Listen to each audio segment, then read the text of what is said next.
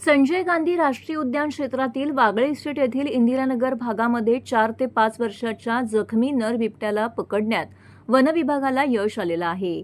बिबट्याच्या 4ही पंजाच्या तळव्यावरती आणि मागील पायावरती जखम झाल्याचं आढळून आलं आहे. तसेच त्याच्या शरीरावर आणि शेपटीवरती व्रण आढळले आहेत. ही जखम बिबट्याची इतर हिंस्र प्राण्यांसोबत झालेल्या झुंजीमुळे झाली असावी असा अंदाज वन विभागाला आहे. संजय गांधी राष्ट्रीय उद्यानाच्या हद्दीतील इंदिरानगर भागामध्ये वन कर्मचारी आणि राज्य सुरक्षा मंडळांच्या जवानांना रात्री झाडावरती जखमी बिबट्या आढळून आला होता. याबाबतची माहिती अधिकाऱ्यांना मिळाल्यानंतर वन विभागाचे अधिकारी, कर्मचारी तसेच या प्राणीप्रेमी संघटनेचे स्वयंसेवक घटनास्थळी पाहणीकरिता गेले होते. त्यांनी बिबट्याचे निरीक्षण केलं असता त्याच्या हालचाली व्यवस्थित नसल्याचं आढळलं. रात्रीची वेळ असल्याने बिबट्याला पकडणं शक्य नव्हतं. सकाळी 6 वाजता पथकाने पुन्हा शोधमोहीम सुरू केली. त्यावेळी बिबट्या रात्रीच्या ठिकाणांपासून 70 ते 80 मीटर अंतरावरती झाडीत पडल्याचं दिसलं.